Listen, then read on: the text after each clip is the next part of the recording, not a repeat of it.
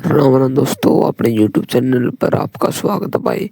रश्कारा 2 replay दक्ष चौधरी के बीच इनकी लड़ाई मात की सुती बागेश्वर धाम के बीच सीन की लड़ाई ही भी आपसरी में लड़ने लग गए। मतलब आपसरी में रिप्लाई देने लग गए। किस बात पे बस हो जाएगा बात बागेश्वर धाम गाड़ा का बात पे बस ये रिप्लाई सुनियो इनके दनुआ के और दनुआ इकट्ठे रिप्लाई सुनवाऊंगा जो ये सुन लियो। आपसरी में योकुआ चौथुतिया तो नकली आदमी दक्ष चौधरी हर्ष कर विनोद गट्टी आदमी तो चुत्तर चाट ले उसके नुकर ले तामने बेरा को निके चीज देखने गया के ना ऊं देखने लग जो गट्टिया बढ़िया चीज भैया दोनों के बीच इनकी लड़ाई हुई है। आज की वीडियो कैसी लगी फिर कमेंट सेक्शन में जरूर बताइए, एक बार रिप्लाई सुनकर जाओ। और आज की वीडियो इतने राम राम, जय हिंद जय भारत। हाजी राम राम जी, सपने जय श्री राम, जय गौ माता की। भाई पहला मैं बताऊं, मेरा नाम दक्ष चौधरी है और धर्म से भाई हिंदू हूं, गर्व है। दूसरा, अगर जात की बात करें, जाट हूं। और जात आज इसलिए बता रहा हूं क्योंकि कुछ गंडुए हमारी जात में पैदा हुए हैं जो भोसड़ी के अंदर, जिनके अंदर शायद डीएनए अकबर और बाबर का है। एक है हर्षुद्दीन हड़चिकारा। इस गंडुए ने पहले सनातनी के लेकर पहले भी इसने बहुत सारी वीडियो बनाने के खिलाफ, हिंदुत्व हमेशा खिलाफ बोलता है क्योंकि जहां ये गांड मराता है वहां पे सारे मेवाती है। अब इस गंडुए ने क्या कहा है कि भाई मैंने छाती ठोक के बोलूं, मैंने मोनू मानेसर को जेल भिजवा दिया, मैंने ये करवा दिया। गंडुए तू खुद तो चंदा चोर है, साढ़े कंबल चोर, और तेरी के समाज में इज्जत है और के धर्म में इज्जत है, सबने पता है। आज मैं ना अपने समाज से पूछना चाहता हूँ कि भाई हम उनके वंशज है जिन्होंने हमेशा सनातन को लेके अपना समर्पण दिया। हिंदू हृदय दादा सूरजमल, जिन्होंने भाई हिंदुत्व के लिए बहुत लड़ाइयां लड़ी। हरपुल जाट जुलानी वाला, जिसने अपना अंग अंग का त्याग कर दिया गौ माता के लिए, कितने बुछड़ खाने बंद करवाए। तो भाई तुम ऐसे गंडुए का साथ कैसे दे सकते हो जो गंडुआ हमेशा धर्म के खिलाफ बोलता हो, जो हमेशा, अरे तू साढ़े तेरी परेशानी बीजेपी से है, तो बीजेपी ने खूब गाली बक, दिन रात गाली बक, हमने कोई दिक्कत नहीं है। लेकिन तू जो भाई अपना मोनू मानेसर है, तू छाती पीट पीट के कह रहा कि मैंने तने कितना बड़ा काम कर दिया। भाई गंडुए तो इतना बड़ा, अगर उनका आका बना पड़ा है तो उसने बंद क्यों नहीं करवा लेता। जो मेवात में गौ हत्या, गौ तस्करी हो रही है, तू क्यों ना रात दिन गाड़ी लेकर, तू क्यों ना रोड पर निकलता। और तू जो ये सनातन के विरोध बोल के या धर्म के खिलाफ बोल के हिंदू राष्ट्र बना लेंगे, ये कर लेंगे, इतना इनके खिलाफ तो कभी ना बोलता। तू जब तो नहीं बोलता जब दिल्ली में लाल किले बम विस्फोट होता है, जब बांग्लादेश में हिंदू मारे जाते हैं, मेवात में गाय काटी जाती है, बंगाल में हिंदू मारे जाते हैं, तब तो तेरे मुंह से साढ़े एक वीडियो नहीं निकलती। क्यों? चंदा ना बंद हो जाएगा, और जब चंदा नहीं आएगा तेरा घर कैसे चलेगा। और इतनी गांड मरानी है ना इनसे, तो अपना टाइटल चेंज कर ले, समाज ने बदनाम मत कर, हर्षुद्दीन बन जा, आगे समझ में। और मैं तो अपने समाज ने भी यही कहूंगा कि इस गंडुए का बहिष्कार करो। ऐसे गंडुए का साथ देना बेकार है जो बीजेपी का विरोध करते करते धर्म के विरोध पर उतर जाए।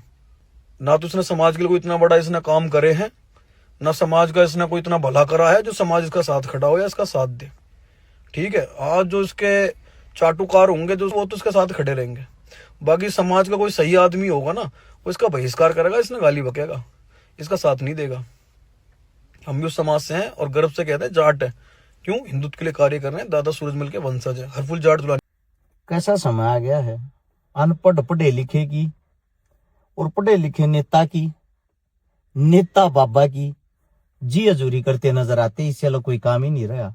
सबसे बड़ी चीज ये आती है, आज ये जो वीडियो है, ये वीडियो स्पेशल दलित भाइयों के लिए है। दलित भाई इस वीडियो को जरूर देखना।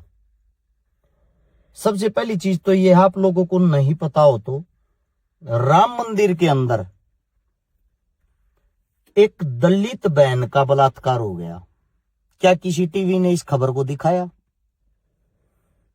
भगवान के घर में एक दलित बेटी का बलात्कार हो गया, जिसमें 8 आदमियों के खिलाफ मुकदमा दर्ज हुआ है। जब एक दलित बेटी जो वहां सफाई करती थी उसके साथ वहां बलात्कार होता है भगवान के पास, सोचने की बात यह है तो भगवान कहां था। सबसे ज्यादा मुझे दुख होता है तो आज के टाइम इन बातों को देखते हुए होता है, जो मेरे दलित साथी हैं। सबसे पहले जब उनका डंडा मजबूत होना चाहिए, उस डंडे में हिंदुत्व का झंडा लगाकर, और वो हिंदू राष्ट्र बनाने के लिए सबसे आगे निकल रहे हैं, जिसको हम बहुजन समाज कहते हैं। क्या आप लोगों ने आपका पुराना इतिहास पढ़ा है? पुराने वक्त की बात आप लोगों को पहले तो थोड़ा बता देता हूं। मेरे जितने दलित साथी हैं, अगर तुम्हारी आंख नाक कान से खून निकलने लग जाए ये बातें सुन के, तो इस वीडियो को शेयर करना, ताकि 4 आदमी जागरूक हो सकें। जब टीपू सुल्तान का राज था, मैसूर का राजा था, मैसूर का सुल्तान था टीपू सुल्तान, मुस्लिम था जाति से। उस वक्त जब दलितों पर अत्याचार होता था, दलित महिलाएं बेटियां अपने सतन नहीं ढक सकती थी। और जिनको आज आप हिंदुत्व के ठेकेदार कहते हो, उस टाइम भी ये ठेकेदार थे। वे ठेकेदार आते थे कर लेने, टैक्स लेने, जिसके सतन जितने भारी हो उस पर उतना टैक्स लगता था। और हमारी दलित बहनों के ऐसे पकड़कर सतनों को वजन मापते थे, फिर टैक्स लेते थे। ये तो हमारी दलित बहन बेटियों की इज्जत थी। और दलित जितने भाई थे उनके पिछवाड़े पर डंडे में डाल के एक झाड़ू बांध दिया जाता था। साथ में मुंह के आगे यहां डोरी में आंडी एक मटकी लटका दी जाती थी। पता है क्यों? जहां जहां से दलित चलता उसके पैरों से जमीन दूषित हो जाती है। ये कहना था तुम्हारे हिंदू ठेकेदारों का। तुम्हारे उस दूषित पैरों को साथ के साथ झाड़ू से साफ किया जाता था, तुम लोग ही करते थे। तुम्हारी लार जमीन पे गिरने से जमीन दूषित हो जाती, इसलिए तुम्हें मटका लटकाया जाता था। उसके साथ साथ किसी भी मंदिर में, किसी भी मस्जिद में, कहीं भी भगवान के घर चढ़ने की आप लोगों के पास अनुमति नहीं थी। उसके साथ साथ आप लोगों को बता देता हूं, दलित जितने मेरे साथी हैं, अगर कोई भगवान का नाम ले रहा है या मंत्र का जाप कर रहा है, गलती से तुम लोगों ने उस मंत्र को सुन लिया, तुम्हारे कान में गरम शीशा जो होता उसको पिघला के डालते थे। उसकी तड़प इतनी बुरी होती थी, उसकी चीखें इतनी बुरी निकलती थी, उस दर्द के कारण, उस पीड़ा के कारण उसकी मृत्यु हो जाती थी। अगर किसी दलित ने किसी धर्म के ठेकेदार को छू दिया, टच कर दिया, इतने कोड़े मारते थे, इतने कोड़े मारते थे, मारते मारते तुम्हारा दम निकल जाता था, मौत हो जाती थी। गांव के चारों तरफ से तुम लोगों को बसाया जाता था, दूर रखा जाता था हर चीज से। एक महान शख्सियत ने जन्म लिया, बाबा साहब भीमराव अंबेडकर ने। जिन लोगों ने जिन लोगों के साथ छुआछूत इतनी हाई पीक पे था, क्लास के अंदर ना बैठ के वो बाहर से बैठ के पढ़ता था।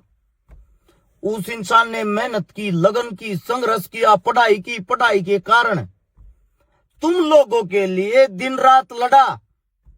और उसने एक बात बताई, मानवता से बड़ा कोई धर्म नहीं, इंसानियत से बड़ा कोई धर्म नहीं, छुआछूत, जातिवाद कुछ भी नहीं होता, सब एक समान है, सब धर्म एक समान। वो इंसान तुम्हारे लिए लड़ता लड़ता अपना शरीर तक त्याग गया, और आज भी तुम वहीं खड़े हो।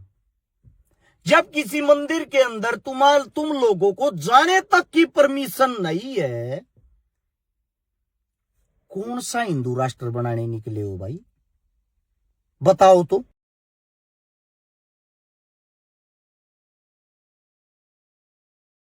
बात बोली, अगर यही बात है तो सबसे बड़ा भगवान तो प्रजापत है। अरे शिकारा के बोल नहीं है ये उस प्रजापत भाई के हैं। ये कह रहा था नेता है, आम आदमी नहीं। किस हिसाब से तो सबसे बड़े भगवान हम हैं, क्योंकि जितने भी देवी देवताओं की मूर्तियां हैं, जितने भी करोड़ देवी देवता, उन सब की मूर्तियां बनाने वाले हम हैं। हम प्रजापत की बात भी मेरे को अच्छी लगी। सभी मूर्तियों को जब हमने बनाया तो भगवान तो सबसे बड़े हम हुए। एक सोचने की बात है, जब हम पाखंडवाद पर चोट करते हैं तो वह चोट इतना गहरा असर कर रही है, उनको यह लग रहा है कभी तुम्हारी पाखंडवाद की पोल ना खुल जा। वे लोग इन चीजों को देखते हुए हर्ष शिकारा को टारगेट कर रहे हैं, मेरे को गालियां दे रहे, जान से मारने की धमकी दे रहे, मेरे परिवार को गालियां दे रहे, मेरे बच्चों को गालियां दे रहे। मेरे को इतना भी फर्क नहीं पड़ रहा। मुझे फर्क पड़ रहा है सिर्फ एक बात से, आप लोग आज भी अंधे हो रहे हो। अब जो बात टीपू सुल्तान की शुरू की थी, वो जो सतन छेड़ते थे, जो दलित बहन बेटियों को सतन ढकने की अनुमति नहीं थी, उसके लिए एक मुस्लिम शासक टीपू सुल्तान ने तुम्हारी बहन बेटियों के लिए युद्ध लड़ा था। और उस युद्ध में 800 हिंदुत्व के ठेकेदारों को मौत के घाट उतारा था। और उसने ये कहा था बहन बेटी एक समान है, सबको शरीर ढकने की इजाजत है, अनुमति है। उसके बाद तुम्हारे तन पे कपड़ा आया था सतन ढकने के लिए। और आज तुम उस भीड़ का हिस्सा बन के मुस्लिमों को गालियां दे रहे हो।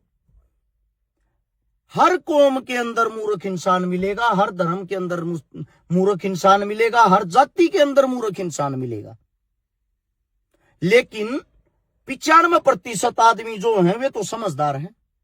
इतनी मूर्ख दुनिया होगी है, बेटा ये चिल्लाता है घर पे पापा हिंदू तो खतरे में है। पापा पूछता है बेटा तेरे को पता है करोड़ों बच्चे बिना शिक्षा के सो रहे हैं। पापा वो ठीक है पर हिंदू तो खतरे में है। बेटा तेरे को ये पता है 50,000 स्कूल अकेले यूपी में बंद हो गए। पापा वो सब छोड़ो, हिंदू तो फिर भी खतरे में है। बेटा तूने जो अभी अपना एसएससी का फॉर्म भरा था, कहां का सेंटर आया है? पापा नागालैंड का। क्या तेरे पास नागालैंड तक जाने के पैसे हैं जो तू वो पेपर दिया होगा इतनी दूर? पापा उन बातों को छोड़ो, हिंदू तो खतरे में है। बाप कहता है बेटा मुस्लिम 20%, हिंदू तो 100 करोड़, यानी कि 75% हिंदुत्व की आबादी, फिर भी हिंदुत्व खतरे में है।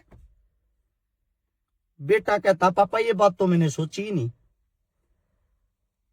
बेटा सोचने की बात ये है जो बाप कहता है, हिंदुत्व खतरे में नहीं है, खतरे में इन नेताओं की कुर्सी है।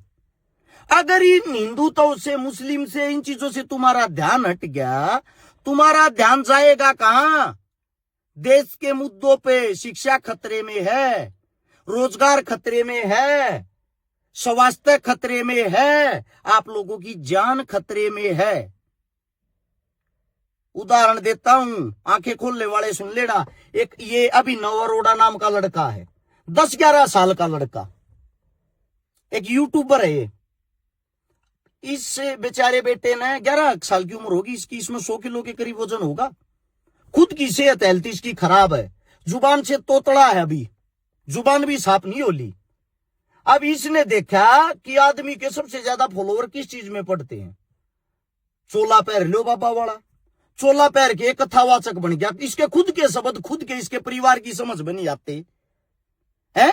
जिसको अभी तक ढंग से टट्टी के हाथ धोने नहीं आते, वो कथावाचक बन गया। यार हाथ धो रही है, मतलब इससे बड़ा पाखंडवाद इस देश में क्या होगा रहा है? नाश जा लिया क्या इस देश का? हमारे को गालियां देते कि धर्म को टारगेट करें, हम धर्म को टारगेट नहीं कर रहे।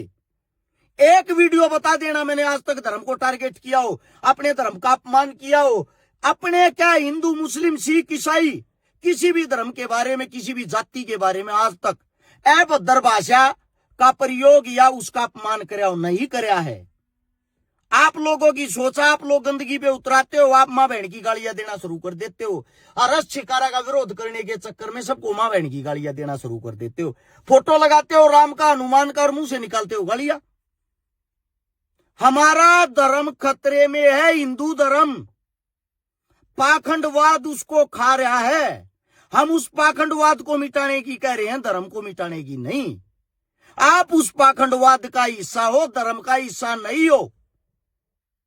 अभी ये धीरेन्द्र शास्त्री एक बात कह के गया था, मथुरा वृंदावन से ठेके हटाओ। सरकार का आदमी है, यूपी में बीजेपी की सरकार है हिंदुत्व की, इंडिया में बीजेपी की सरकार है, ठेका एक सेकंड में उठ जाता, उठवाना होता। तुम लोगों को लॉलीपॉप देके चला गया। फिर आए हैं 5-4 सड़क छाप रील बनानी है, बता कर डाडा जिन्हों कोई काम नहीं, उन उड़ जाके करके जैसे लीला में और उसका तड़ा मार दिया। ठेकेदार पैसे देता, फ्री में ना लेता ठेके। ठेकेदार ने बोलाएगा पुलिस से, शिकायत दे दी, उड़े तो वे लटूरिये भाज गए। ऋषिकेश तो उनका पिछवाड़ा लाल करते लाए हम पकड़ के, भीतर दे दिए। जमानत उनके घर के करवाऊंगे, पैसा उनके घर क्या क्या लगेगा, पिछवाड़ा इनका टूटा। अब इस तो धर्म और श्री राम का क्या लेना देना हो गया? बन गया ना तुम एक धर्म का एजेंडा है। ठेकेदार ने तारी कांच काट दी ना, मुकदमा लगा दिया, 1-2 लाख रुपये खराब होंगे, फ्री में तारीख भुगतोगे, 2 रुपये वकील लागे बनाएंगे। कहां गया वो धीरेन्द्र शास्त्री भाई जो ये शब्द बोल के गया था? कहां गई तुम्हारी वह सरकार जो हिंदुत्व की सरकार है? कहां गए वे न्याय दिलाने वाले? मंदिर के अंदर बलात्कार हो जाए, किसी टीवी पर खबर तक नहीं दिखाई जाती। इस देश की सबसे बड़ी समस्या बहन बेटियों की इज्जत ही सुरक्षित नहीं है। गौ माताओं को सरकारें कटवा रही हैं। तुम्हारे हाथ में घंटा देर क्या, तुम घंटा बजाते रहो। धार्मिक बनना अपने घर से शुरुआत करो। सुबह उठ के सभी को राम राम श्याम श्याम करो। हिंदुस्तान की जो पहचान है, स्वदेशी कपड़े हैं अपनाओ, शुद्ध शाकाहारी भोजन खाओ। सबके घर में गौ माता होनी चाहिए। अपने माता पिता से बड़ा भगवान नहीं होता। एक दूसरे के सुख दुख में काम आओ। सबसे बड़ा इंसान वो है जो 24 घंटे समाज के लिए खड़ा रहे। तुम में इनमें क्वालिटी बता दो। हम धार्मिक इसीलिए नहीं बनते क्योंकि हमारे अंदर ये क्वालिटी है ही नहीं। कपड़े पर जारा के, टोमी के, एडिडास के, नाइकी के दूसरे ने मैं सलाह दूं कि तुम स्वदेशी अपनाओ, कोई अपनाओ थोड़ी का। ये देश जहां कहा रहे, हम उस मुद्दा पर बात कर रहे हैं। उस मुद्दा पे तुम बात जाओ। अब कल ही राम मंदिर के अंदर ध्वज फहराया गया है भगवा। पता है तुम्हारे को राम भद्राचार्य रूस गया, जिन्हें तुम धार्मिक गुरु मानो हो, जो मतलब नेतरीन है, वो रूस गया काले खुलाने देने लागे रहा। बोला मैं तो बुलाया ना, राम मंदिर में क्या फायदा है? इससे पहले शंकराचार्य ने एक बात कही थी, मंदिर का उद्घाटन मत करो भाई पहली बार। क्यों ना करा जी? बोला मंदिर का उद्घाटन न्यू ना करो, आके मंदिर अभी पूरा नहीं हो लिया। और हिंदू धर्म के अंदर कोई चीज पूरी नहीं होती, उसका पहले स्वागत कर दे, वेलकम कर दे, ये हमारा धर्म नहीं कहता। अब मोदी जी को तो मंदिर का उद्घाटन करना था, यूपी चुनाव जीतना था, यूपी का चुनाव सर पा रहा। शंकराचार्य साइड में कर दिया, भगवान होगा अपने घर। हम ना मानते थे ना कि मैं चाले। वास्तविकता में जो अच्छा इंसान उसको साइड में बैठा दिया, दरकिनार कर दिया, जबरदस्ती उसका उद्घाटन कर दिया। उस टाइम पे ये जो वीरभद्राचार्य है काफी खुश होया, इसको बुलाया गया, इसको इज्जत दे दी ताकि शंकराचार्य ने को बुझ को ना। ईब की बार वो साइड में कर दिया। भाई साहब ऐसा है, इनको चलानी अपनी दुकान ने। और जो ये सोचते हैं मैं मंदिरों के बारे में कुछ बोलता हूं, अरे या तुम्हारी भाजपा तुम्हारी सरकार बचाती, इतिहास पढ़ के देखो। भारतीय जनता पार्टी ने 450 मंदिर उठवाए हैं तुम्हारे इलाहाबाद से, जहां से मोदी साहब सांसद हैं, नरेंद्र मोदी जी। अगर वो देशभक्त हैं, धार्मिक हैं, तो 450 मंदिर क्यों उठवाए हैं? क्योंकि आसपास के सभी मंदिर न ठवावांगे, जब बत एक मंदिर का नाम होगा, एक मंदिर का प्रचार होगा, राम मंदिर, बाकी मंदिर न भूल जाओ। दूसरी बात, राजस्थान का इतिहास पढ़ के देख लेना। राजस्थान की जो वसुंधरा गहलोत भारतीय जनता पार्टी में सरकार में रही है, लगभग 750 मंदिर उठवाए हैं अपनी सरकार में। कहां चले जाते हो रांध भगतों? इनको अपनी रोजी रोटी चलानी, तुम लोगों से कोई लेना देना नहीं है। और मैं इनसे स्पेशली कहूंगा, मेरे दलित भाइयों से आंखें खोल लो। हर्ष चिकारा को टारगेट करने से, गालियां बकने से तुम लोगों को फॉलोवर मिल सकते हैं। ये तुम लोगों के जो मुद्दे हैं वे मुद्दे नहीं है। इसे देश का विकास नहीं होगा, देश का भला नहीं होगा। थारे बालक आपस में गाली गलोच करके मुकदमे लग जाएंगे, भीतर पड़ जाओगे, तुम्हारा क्या बेनिफिट होगा? क्यों अपने बड़का का जीवन बर्बाद करो भाई? आखिरी वीडियो थी, अपनी अंतिम वीडियो इन चीजा ने लेकर। थारी आज भी कुछ समझ में नहीं आवा भाई, थारी मारी राम राम। के कर सका अपना काम समझाना था, ताकि आने वाला जो भविष्य है वो अंधकार में ना जाए, तुम लोगों की तरह मूर्ख ना बने। अब भी नहीं समझते जिंदगी में, कभी भी नहीं समझोगे, गारंटी इस बात की। बनाते रहो मंदिर मस्जिद, इसी से देश चलता है। तो किसी भी इस इंडिया की किसी भी कोने में खड़ा हो जाना, तुम्हारे चारों तरफ देखना, हर 7 किलोमीटर पे एक मस्जिद है, हर 3 किलोमीटर पे एक मंदिर है। तुम्हारी आंखों से तुम्हारे को नहीं दिखता तो ये मत सोचना कि मंदिर नहीं है, कि तभी 5 ईंट लगी पा जाएंगी। मैं तो ये चाहता हूं हिंदुस्तान में सारे नए मंदिर बना दो। क्या जरूरत है घर धरती जमीन बोन की, खान की? मंदिर में रहा करांगे, मंदिर में खाया करांगे, मंदिर में पढ़ा करांगे, मंदिर में लिखा करांगे। हद है यार, मतलब सिर्फ इन्हीं चीजों से देश चल जाएगा। मैं किसी धर्म के खिलाफ नहीं हूं, मैं उनके खिलाफ हूं जो पाखंडी हैं, पाखंड करके हमारे को बदनाम कर रहे हैं। हर जाति के अंदर पाखंडी हैं वे, हर धर्म के अंदर हैं। उन पर रोक लगाओ, उनसे हमारा विनाश हो रहा है, हमारी जड़ें खू रही है। हो सकता है ये वीडियो समझ में आई होगी, अपनी इन चीजों से जुड़ी हुई अंतिम वीडियो थी। आप सभी को राम राम।